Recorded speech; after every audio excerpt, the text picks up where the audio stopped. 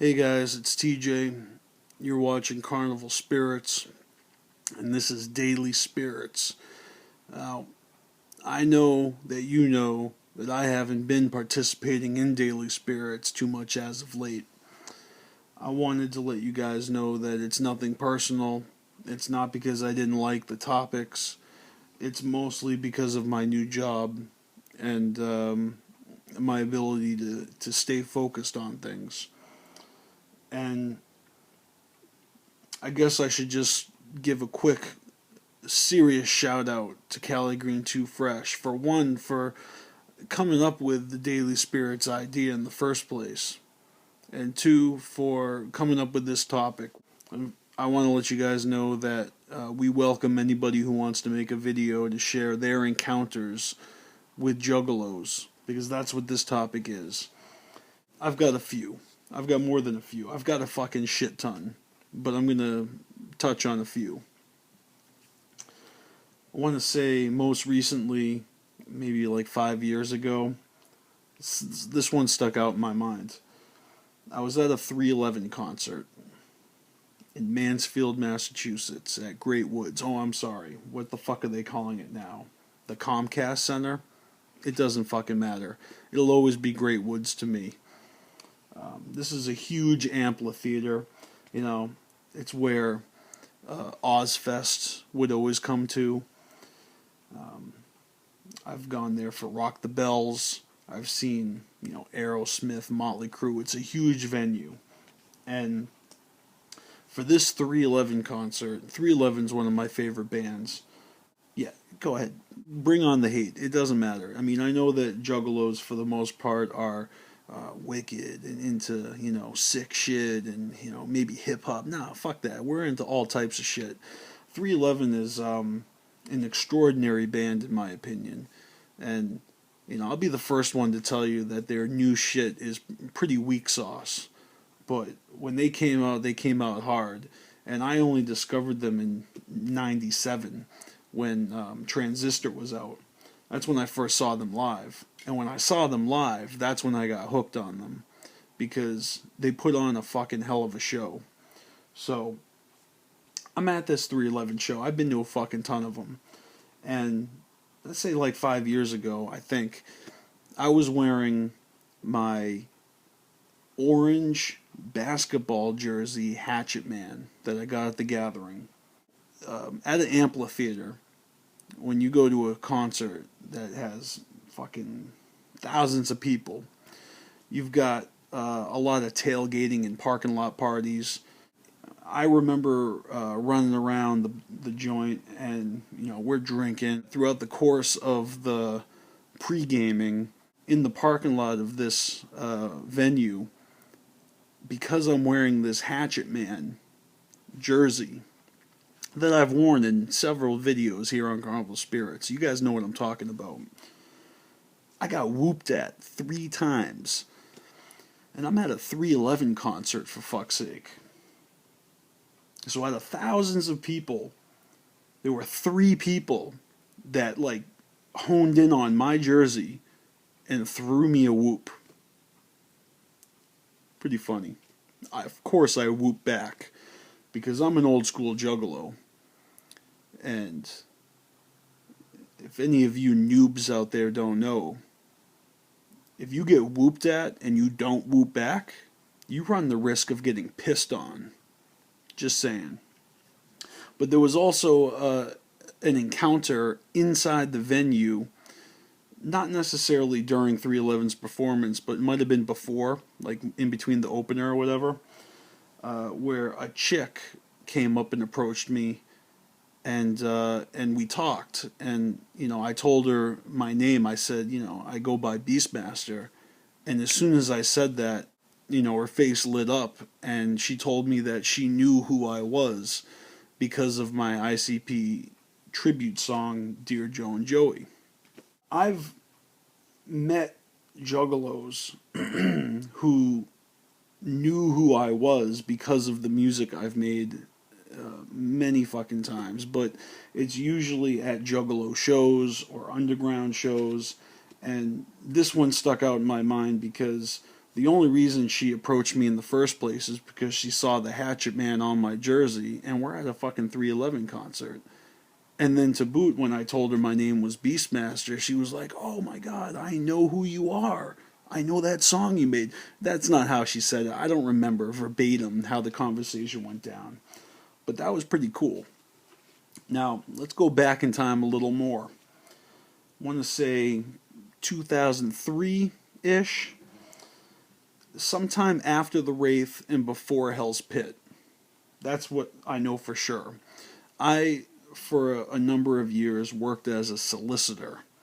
And I had the opportunity to do a road trip for business to Chicago, because the office I worked in promoted a manager who went and opened up an office in Chicago, and they sent 4 or 5 of us out there to help them move product and get their office running strong. I might have even told this story before, but when I was in Chicago as a solicitor, and I used to wear a suit, I used to wear a tie and a suit jacket, black shoes, black socks, and everything. We were either selling, I'm pretty sure we were selling some salon certificates that day, but I would like to think we were selling the Grand Hyatt hotel certificates, because those fucking certificates were bomb. They were $75. You got a free overnight stay. You got like a buy one get one free dinner, like $500 worth of amenities, and all sorts of shit. And I would go door to door, business to business, and peddle these certificates, and I would keep a percentage of the profits, and that's how I made my money for a number of years after I graduated college. Now, since this was a road trip, there's like a bunch of us who drove in one fucking car out to Chicago, and then from the office we would get dropped off in certain locations, and then we would hoof it on foot and work our territories with our merch and sell what we could, and then we'd get picked up, we'd rendezvous and go back to the office and call it a day. One of the days that I was out there in Chi-Town, all dressed up in my suit with my merch in hand, I saw this kid.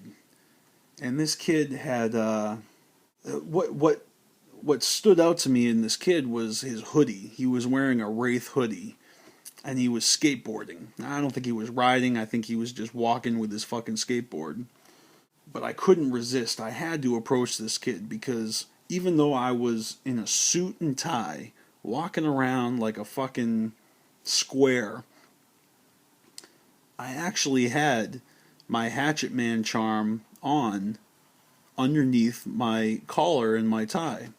And it wasn't, the Hatchet Man that I've been known to wear on video and recently, the normal size one. It was a little one. It was the $75 one that I picked up at the 2001 gathering. I couldn't afford the large charm because I needed to buy one for me and my best friend who couldn't make it to the gathering. So I picked up 2 little Hatchet Man charms, one for me, one for my homeboy. And that's the one I wore for many years. But I also had my Hatchet Man wristwatch on that I got at the same gathering. And this was, I can't show it to you because it's in my bedroom and my girlfriend's sleeping right now. I don't want to wake her up for this shit. But you guys probably know what I'm talking about. You press the button and the Hatchet Man lights up red. That was a fresh watch. I still have it. It doesn't light up anymore. I guess I could get the batteries fixed, but whatever. So I approached this kid, and I'll have you know that back then I used to rep a flat top, and I'm wearing a suit. One might say that I looked like I was fucking FBI. And I don't know what I said verbatim, but I approached this kid and I was like, "What up, juggalo?" And and he just was bugged out, like, "What?" I was real quick to show him that I was a ninja. I pulled out my little charm. I showed him my wristwatch. I said, I'm a juggalo. What's going on? I'm from Massachusetts. I'm out here working. This is my work outfit. I blew this kid's mind. This kid was freaked out by me when I first approached him. But at the end of the encounter, I broke some stereotypes in this kid's head. I showed him. I proved to him. I told him. I'm like, I've been to gatherings. I'm a juggalo, kid. I'm like, I don't know how long you've been down, but I've been down since Riddlebox. And, and we had a quick little talk. It just happened to be right at the moment that I was getting picked up by the new manager of the Chicago office. And it's funny because that encounter led to a chain reaction. It's kind of hard to put into words, but my manager in the Massachusetts office, this outside deal, the new manager of Chicago was trained by the same manager that was training me. I'm the new guy, I had just started working with this company, and they sent me to Chicago, one, to give me experience, and two, to help this new manager start off his office in Chicago. When I got back to Massachusetts, my manager was like, so you're a juggalo, huh? Because I didn't fucking advertise that shit in my work environment. But the guy picking me up in Chicago on the streets there, he saw me talking to this juggalo, and he's like, who are you talking to? I'm like, nothing. I just, we're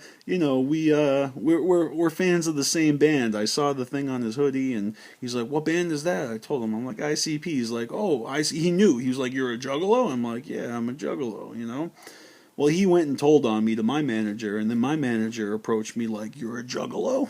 I'm like, shit, the jig is up. I'm a juggalo. Well, it turns out that my manager actually was a hardcore hip-hop head. He knew who ICP was. He knew who Esham was, Nodis.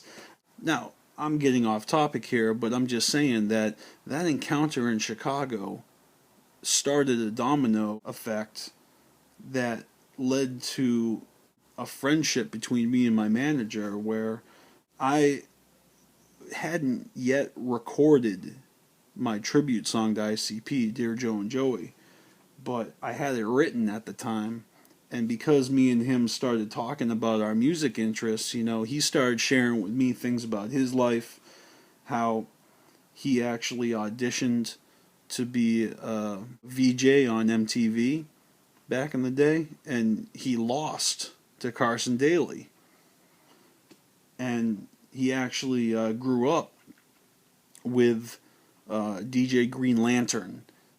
He had been in the studio with the Wu-Tang Clan, and he was a Wu head, and he showed me nothing but respect when I told him about being a juggalo and what that was all about. He didn't know. But as soon as I explained it to him, he got it. And that was the beginning of a lifelong friendship that I have now. He actually introduced me to music that I never listened to before. He played me R.A. the Rugged Man. He introduced me to R.A.'s music. He introduced me to Eminem's music because I had never given it a chance before. He played me a lot of Wu-Tang. He introduced me to Killah Priest. Well, long story short, we're still best friends. He produced 14 out of 18 tracks on my album. That dude's family to me. Anyways, there's actually another encounter that I had while I was a solicitor. It was in our office, and I was in a position of training motherfuckers. And there was this short kid, I remember he had a goatee, and he was interviewed, he got the job, I was training him. And in an attempt to bond and to create a friendship, a work friendship, we're talking about tattoos. I don't know, he showed me this tattoo on his leg. It was the Riddlebox. And it was beautiful, full color, right on his calf, on the outside of his leg. Now, he showed me this tattoo, and I geeked out. I was like, yes, that is awesome. I thought that I instantly had a new best friend in my coworker. Except as soon as I told him how psyched I was to see that, he revealed to me that he didn't even know what it was. He didn't know what the riddle box was. He didn't know. He knew it was related to ICP, but he didn't know anything about ICP. He didn't know anything about the riddle box. And I remember my face getting red. I remember just boiling. Like, I wanted to cut his head off. I wanted to cuss him out. I couldn't. We were in our office. That was the first time I ever met anybody who actually willfully admitted that they just got a fucking tattoo because they thought it looked cool. Because he saw it on the CD cover. And he's like, that looks cool. I'm going to get that tattooed on my leg. Without listening to the fucking CD at all. And without knowing anything about the juggalo scene. I'll never forget that encounter. That's not a juggalo encounter. That was a juffalo encounter.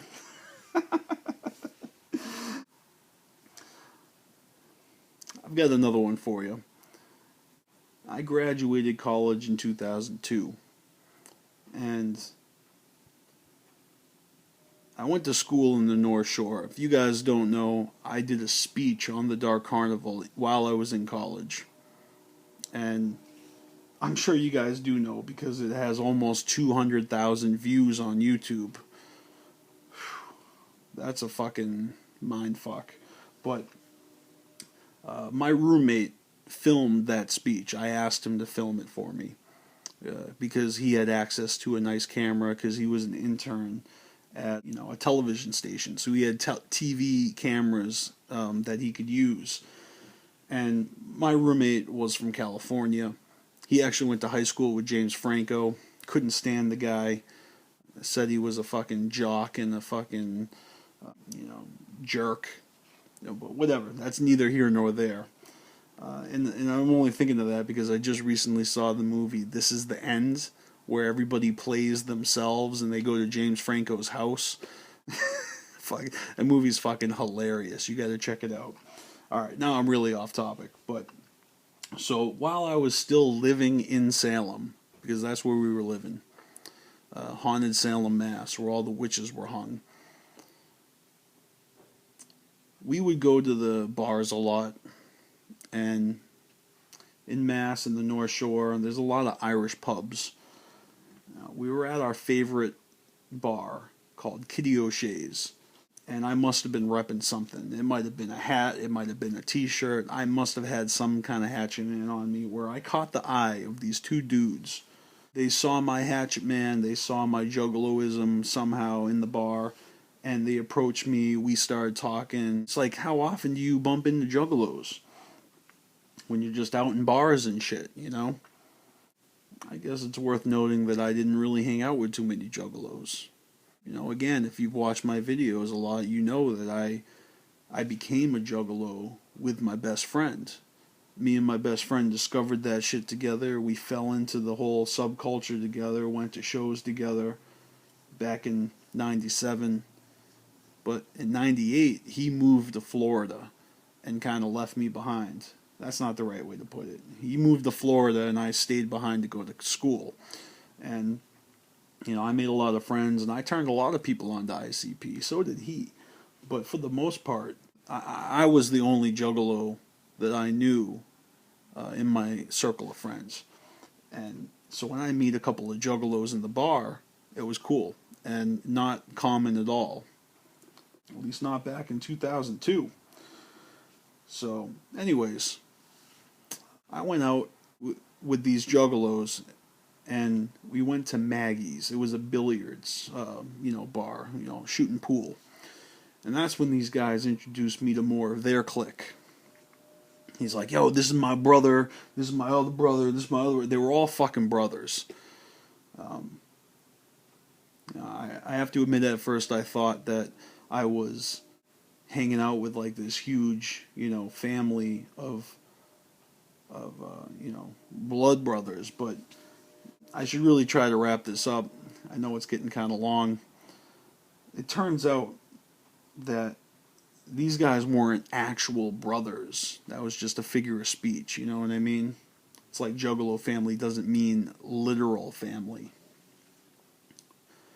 But after we were shooting pool, having beers, we went back to one of these dudes' houses, and they had, you know, blacklight juggalo Joker's card posters on the ceiling, and they were showing me their tattoo sketches on wax paper, you know, like illustrations that they would use that they wanted to get tattoos from, and all these tribals and stuff. That's when I realized that these guys were actually Nazis. They had like ringmaster drawings with all these, you know, tribal designs, and then they had some swastikas. And then I realized that their brothers, they were talking about like Aryan Nation brotherhood. And I remember being at this dude's house in his basement with these guys. We're all drinking, we're all kind of messed up.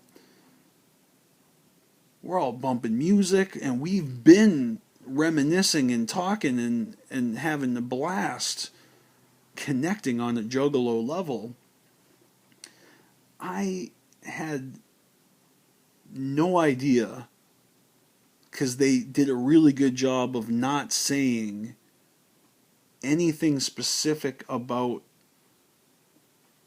Nazis, swastikas, but when they showed me these drawings and these tattoos that they designed, this feeling came across me where I was like, holy shit, I can't just bug out and run away.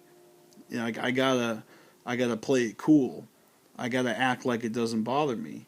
I don't know what they're gonna do to me if I say, yo, that's not cool. I mean, these guys are telling me, they're like, they got brothers all over the, you know, over here, over there. If I call, you know, my brother, he'll fucking have 20 people here in 5 seconds and will fuck someone up. I mean, it was kind of on some juggalo shit, but they had their own little thing going on, and I should have known. I mean, but that's the thing. No two juggalos are alike. And just because a juggalo says something like, yeah, you know, we love all of ICP's music, but, you know, don't really like the Wraith. Not down with the unveiling. Just because someone's not down with the unveiling doesn't mean that they're automatically a fucking racist. But in this case, now, like I said, we were drinking, and, you know, I had graduated already, but I was still in my college heyday. So, you know, we smoking, drinking. They offered me ecstasy, and I turned it down because I had a job interview the next day, and I knew I was going to be fucked up and hungover for it. But I also knew that if I ate a bean, I was going to not even make the fucking interview. So I'm really glad I did that. But something funny that sticks out in my mind is when we were all down there, I remember them putting on Alice in Chains, Down in a Hole, and all of them were just like singing along, all of them rolling, Down in a Hole. They were so into it. It was like their favorite fucking song.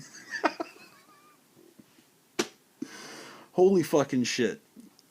I'll never forget that experience. When I left that place, I never fucking contacted those dudes again.